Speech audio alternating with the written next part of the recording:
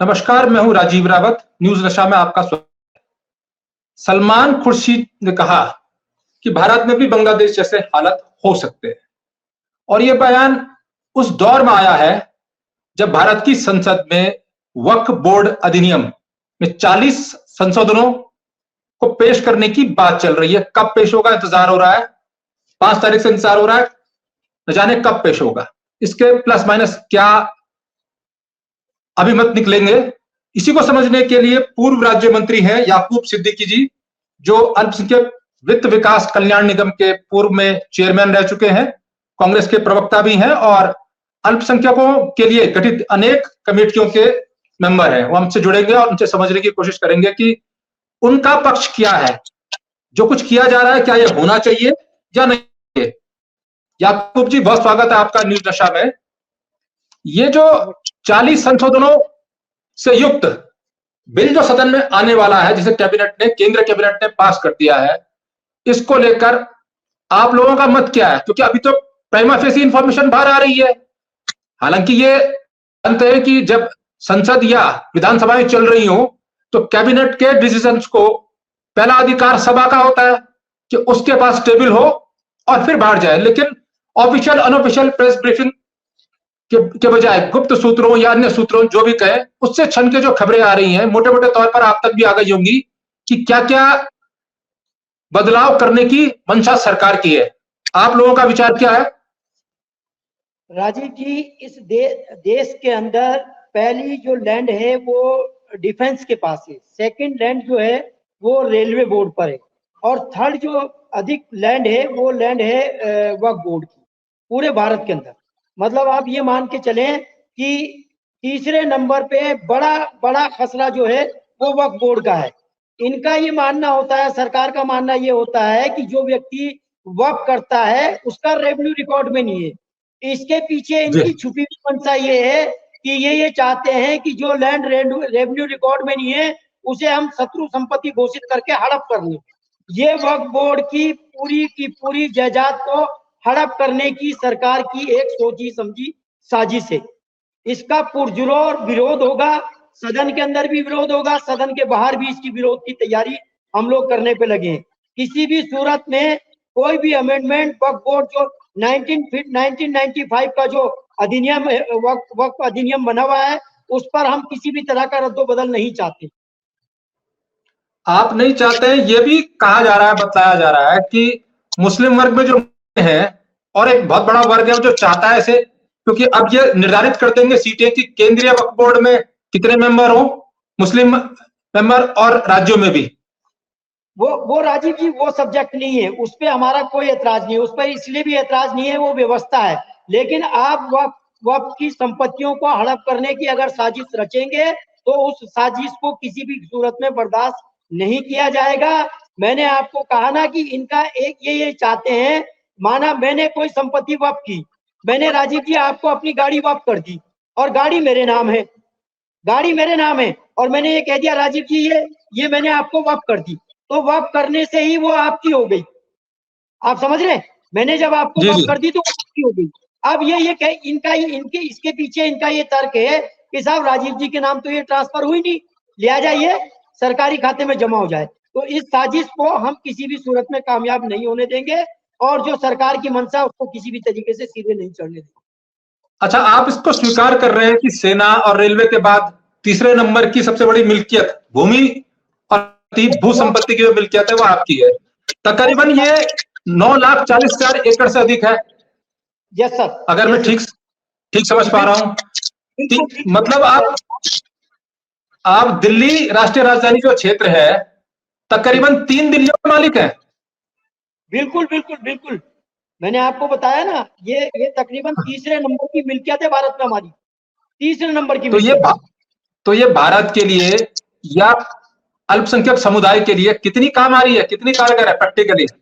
ये हमारे लिए इसलिए नहीं आ रही है कि जो मुतवल्ली प्रथा है उस प्रथा में बहुत सारे लोग जो 150 साल से, 200 साल से, 250 साल से जो लोग काबिज हैं, उनका बहुत छोटा रेंट। देखिए कुछ चीजें हैं, नया जो एक्ट आया था उसमें हमने अमेंडमेंट किया था, उस अमेंडमेंट में 1995 का जो एक्ट आया था उसमें अमेंडमेंट हुआ था अभी हम उसको सारी चीजों को इम्प्लीमेंट कराना चाह रहे थे, लेकिन जहां जहां कांग्रेस सरकार शासित प्रदेश है वहां तो हमने इसको प्रभावी ढंग से लागू किया है, लेकिन जहां बीजेपी शासित प्रदेश है वहां पे इसमें ठगी हो रही है, ठगी। नहीं तो ये भी समझाया जा रहा है, ये बताया जा रहा है कि इसकी बहुत अधिक शक्तियां होने से शक्तियों के दुरुपयोग होने की संभावना होती है।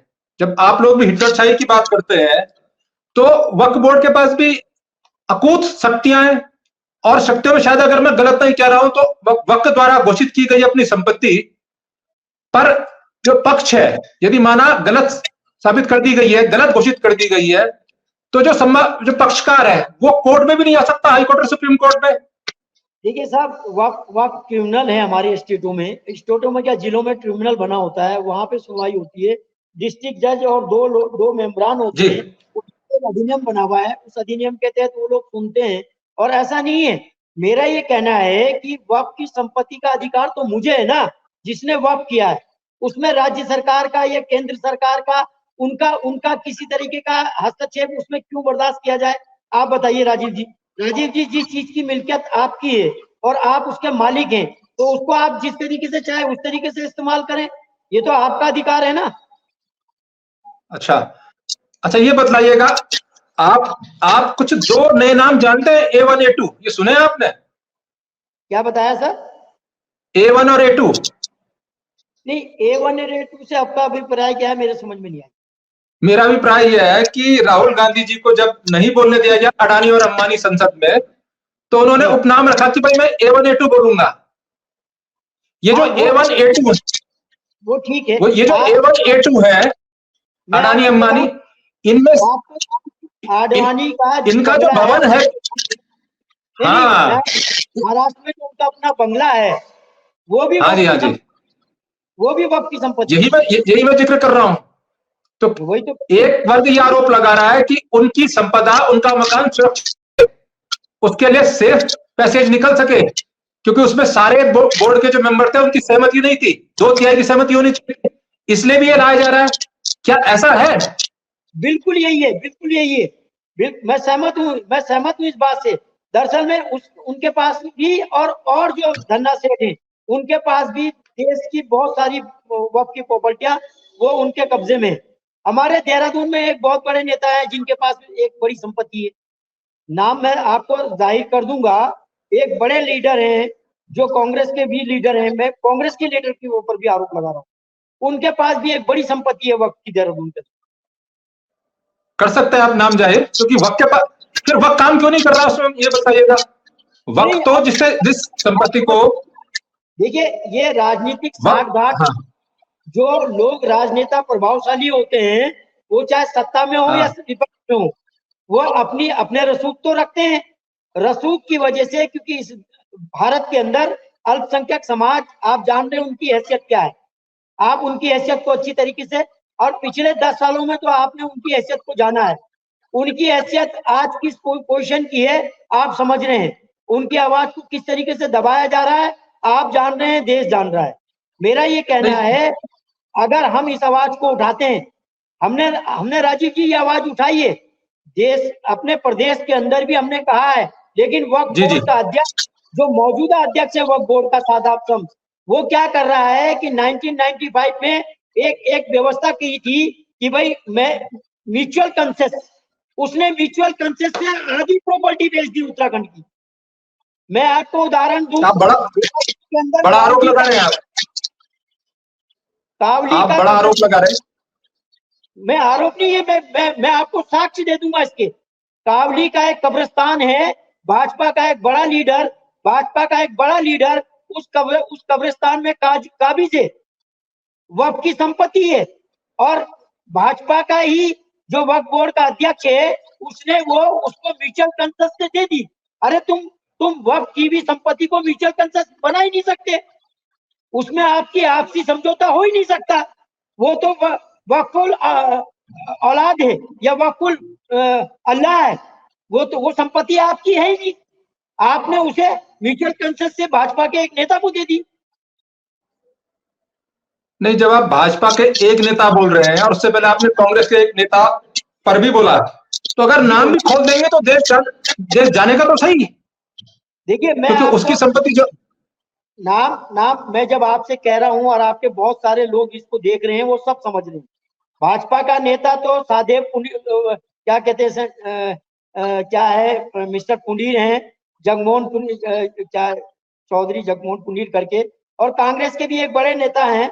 मेरा ये कहना है कि इसको आपके इस चैनल को डीएम भी देख रहा है, एसएसपी भी देख रहे हैं, क्यों नहीं इंक्वायरी सेटअप करते इसमें? और हो सकता है मुख्यमंत्री भी देख रहे हो, मुख्यमंत्री के नॉलेज में है, या प्रधानमंत्री भी पूरे देश भर में आपका ये बयान पूरे देश भर में जाएगा तो इसके इम्पैक्ट होंगे। ये राष्ट्रीय लेवल पर आपका जाएगा, अंतरराष्ट्रीय लेवल पर आपकी बात जाएगी। इसलिए आप जो बोल रहे हैं, अगर आप नाम भी कांग्रेस के नेता का भी खोल देंगे, से कम जन साधारण को इसकी सूचना हो जाएगी। मेरे को कोई गुरेज नहीं है। जिला डिस्ट्रिक्ट मजिस्ट्रेट देहरादून इसका संज्ञान लें और वो देखें कि कांग्रेस और भाजपा के कितने लोगों ने वक्फ की संपत्ति को में कब्जा कर रखा है।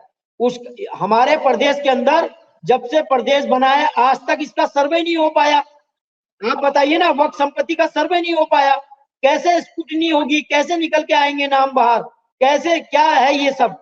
ये चाहते हैं कि किसी तरीके से वक्फ की संपत्ति पर बंदरबांट की जाए। पूरे देश के अंदर यही सिस्टम चल रहा है और मैं आपके चैनल के माध्यम से अपने प्रदेश की स्थिति को ठीक करना चाहता हूं। भाजपा के और कांग्रेस के, मैं तो कांग्रेस पे भी आरोप लगा रहा हूं, भाजपा और कांग्रेस के दोनों जो बड़े नेता हैं उनकी कलाइयां खुलनी चाहिए और ये जो वक्फ की संपत्ति में इनका कब्जा है, इनसे तत्काल कब्जा हटना चाहिए। ये वक्फ की संपत्तियों को हड़पना चाहते हैं। तो यही तो कहा जा रहा है कि वक्फ की संपत्तियों का जो नए बिल में जो 40 संशोधन है, अभी ऑफिशियली नहीं कह सकते हम, श्वेत श्याम आखिर में क्या लिखा है उनमें ये नहीं कह सकते, लेकिन जो बाहर सूचनाएं आ रही हैं, ये व्यवस्था भी है कि मूल्यांकन होगा। हर जिले में वक्फ की संपत्तियों को जिलाधिकारी के ऑफिस में देश भर में पंजीकृत कराना होगा। उसके बाद एक कमेटी बनेगी जो मूल्यांकन करेगी कितने मूल्य की और उसका सत्यापन करेगी। अगर मूल्यांकन और सत्यापन होगा तो वक्फ की तमाम संपदाएं जो इस तरह से खुर्द-बुर्द की गई है उनकी जानकारी भी सामने आ जाएगी। तो फिर ये जो 40 संशोधन है इससे ऐतराज क्यों? देखिए ऐतराज इस बात का है राजीव जी कि इन्होंने कहा है कि रेवेन्यू रिकॉर्ड में जो संपत्तियां नहीं आ रही हैं, जो इंदिराज नहीं है, उनको ये शत्रु संपत्ति घोषित कर देंगे। मैं आपको इसका एक उदाहरण देना चाहता हूं। हमारे यहाँ क्लेमेंट टाउन फैज मोहम्मद के नाम, पूरा क्लेमेंट टाउन फैज मोहम्मद के नाम है। इन्होंने क्या किया कि वो बाकायदा उर्दू लिपि में लिखा हुआ था, सहारनपुर में हमारे रिकॉर्ड हुआ करते थे। धीरे धीरे धीरे धीरे धीरे करके इन्होंने उस पर संशोधन करते हुए और शत्रु संपत्ति घोषित करते हुए राज्य में निहित करते हुए और वो सारा का सारा राइट खत्म कर दिया। मेरे को इससे ये डर लगता है, मेरे को इस बात का खतरा है, और मुझे नहीं, देश के तमाम मुसलमानों को इस बात का खतरा है कि जो संपत्तियां वक्फ की हुई हैं और उसका रेवेन्यू रिकॉर्ड में नाम नहीं है या रेवेन्यू रिकॉर्ड में वो इंदिराज नहीं है, तो किसी ना किसी रूप से सरकार की जो मंशा साफ दिखाई दे रही है, जो अडानी का बंगला बचाने की कोशिश की जा रही है, जो जिसमें अडानी का अपना घर है वो बचाने की कोशिश की जा रही है। इसीलिए ये विधेयक लाया जा रहा है कि भाई इसको हम शत्रु संपत्ति घोषित कर देंगे और बाद में इनके नाम इसको लीज कर देंगे या इसके नाम ट्रांसफर कर देंगे या जो भी प्रक्रिया अडॉप्ट करेंगे। ये मुझे खतरा नजर आ रहा है इसके पीछे। अच्छा, गुलाम रसूल जी हैं, आप उन्हें जानते होंगे, पूर्व सांसद हैं जनता दल यूनाइटेड के। उनका कहना यह है, उनका बयान आया, उनका कथन यह है जी। मेरी आवाज मिल रही है आपको? आ रही है आवाज। गुलाम रसूल जो पूर्व सांसद है जनता दल यूनाइटेड के, उनका कहना यह है कि यदि सरकार, भारत सरकार और राज्यों की सरकारें जो वक्फ संपदा है भारत की वो सारी वापस कर दे वक्फ बोर्ड को, तो मुसलमानों अपने कल्याण के लिए सरकार की योजनाओं पर आश्रित होने की जरूरत ही नहीं है कि इतनी अधिक अभी सरकार पर पेंडिंग है। पेंडिंग मामले जो सरकार के पास संपदाएं आपकी? राजीव जी, कई जगह तो रेलवे के पास हमारे यहाँ जो हल्द्वानी है, हल्द्वानी में एक बहुत बड़ा रकबा रेलवे पे है। मैं गुलाम रसूल साहब की बात से इत्तेफाक रखता हूं।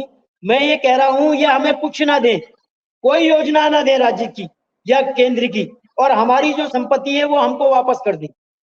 हमारे से मुराद हमारा ये है कि जो वक्फ की संपत्ति है उस पर अधिकार हमारा है, वो हमारे बड़ों ने वक्फ की रखी है, वो संपत्ति हमारी है। इतनी संपत्ति है, मैंने कहा ना, देश के अंदर तीसरे नंबर पे उस हमारी मिल्कियत है। पूरे भारत के अंदर तीसरे नंबर की मिल्कियत है अल्पसंख्यकों की। आप अच्छा, दे दीजिए, जिस संपत्ति अपना कल्याण खुद जिस कर लेंगे। संपत्ति की आप बात कर रहे हैं उसमें कुछ पेंडिंग इश्यूज या जिन इश्यूज पर आपको ऐतराज है वो भारत और पाकिस्तान के बंटवारे के बाद जो संपत्ति आई है और जो लोग चले गए थे, जो लावारिस हो गई, ऐसी संपत्तियां भी हैं। तो बिल्कुल उसी को तो इन्होंने, कई संपत्तियों को तो इन्होंने शत्रु संपत्ति घोषित किया है। आप ये बताइए, लैंड में ये जो मैंने आपसे जो आपकी बातचीत हो रही है, जब ये शत्रु संपत्ति घोषित कर देते हैं तो वो सरकार में निहित होने की इनकी योजना रहती है। अब जब सरकार में निहित हो जाएगी बड़ा बड़ा रकबा, तो हमारे पास क्या रह जाएगा? अच्छा, मुख्तार अब्बास नकवी जी हैं, पूर्व मंत्री जी, उनका कथन यह है कि वक्फ बोर्ड को टच मी नॉट की मानसिकता छोड़नी पड़ेगी कि कोई मुझे कर सके, मैं स्वतंत्र रहूं, न सुप्रीम कोर्ट न हाई कोर्ट। आप ये बताइए राजीव जी, फर्ज करो आपके फादर, आपके दादा, आपके परदादा ने कोई संपत्ति आपको दी है, उस पर आपका अधिकार है ना, मेरा अधिकार तो नहीं है। वो जो संपत्ति आपको पैरेंटल संपत्ति आई है, वक्फ की संपत्ति मुसलमानों के दबे कुचले गरीब गुरबा लोगों के उत्थान के लिए चीजें वक्फ की गई है। कोई भी संपत्ति या कोई भी चीज वक्फ की जाती है, वो इस नियत से की जाती है कि इसमें गरीब गुरबा लोगों का भला हो, इसलिए वो वक्फ की जाती है।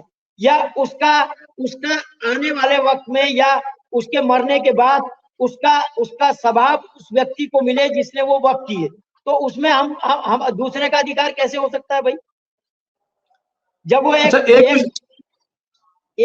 समाज के लिए वक्फ की गई है, एक समाज के लिए वक्फ की गई है, उसमें दूसरे का अधिकार का क्या मतलब है भाई? अच्छा, इसमें एक विषय और आ रहा है कि संभव है कि ये लाइन हो 40 संशोधनों में कि अब से जो वक्फ करेगा या जिसको हम सामान्य भाषा में समझे दान करेगा, तो मुस्लिम ही दान कर सकते को अपनी संपत्ति, नहीं दान अन्य धर्म का वक्फ नहीं कर सकता। वर्तमान अद्यतन स्थिति क्या है? नहीं, देखिए दान तो क्या होता है, दान अपनी फलक, देखो दान चाहे आप करें चाहे मुसलमान करें, दान करने के पीछे मकसद क्या होता है? दान करने के पीछे मकसद ये होता है कि ईश्वर हमसे किसी तरीके से राजी हो जाए और ईश्वर हमारे जो हमारे खाते में पुण्य लिख दे, इसीलिए तो आदमी दान करता है। ये जो वक्फ की संपत्तियां दान की जाती हैं, ये संपत्तियां इसलिए दान की जाती है कि उस पर आदमी उसका इस्तेमाल करने वाला मरने वाले को या दान करने वाले को एक आशीष, अपनी दुआ दे। तो वो काम तो हो नहीं रहा है। उस काम पे तो आप बिलीव नहीं करेंगे राजीव जी, मैं जो कह रहा हूं आपसे, एक बहुत बड़ा रकबा जो वक्फ बोर्ड का है वो माफियाओं के। अब आप देखिए ना, देश का सबसे बड़ा धन्ना सेठ अडानी, उसके पास वक्फ संपत्ति है, तो आप बताइए आप क्या स्थिति होगी देश की? मतलब देश का इतना बड़ा व्यक्ति जो जिसके नाम से आज पूरा देश या भाजपा चल रही है या भाजपा का को चलाने वाला व्यक्ति जो है ना, वो वक्फ की संपत्ति को हड़पे बैठा है, अपने कब्जे में किए बैठा है, उसीलिए संशोधन की तैयारी हो रही है। चलिए, आपने हमसे बातचीत की, बहुत शुक्रिया आपका। आगे जब बिल आएगा पुनः आपसे बातचीत करेंगे ये देखने के लिए कि उस बिल में क्या प्रावधान है और क्या वो वास्तव में सुधार के लिए है या जो आरोप लगाए जा रहे हैं मुस्लिम नेताओं के द्वारा, अन्य दलों के द्वारा, कि इससे वक्फ संपत्तियां छीनने की कोशिश की जा रही है, इससे कथित तौर पर A1 A2 को बचाने की कोशिश की जा रही है। और बहुत शुक्रिया याकूब जी, फिलहाल हमें दीजिए इजाजत, नमस्कार। और आप हमसे जुड़े रहने के लिए सब्सक्राइब करें YouTube पर, फॉलो करें Twitter पर और लाइक करें Facebook पर। और ज्यादा जानकारी के लिए आपको टाइप करना होगा सिर्फ न्यूज़ नशा।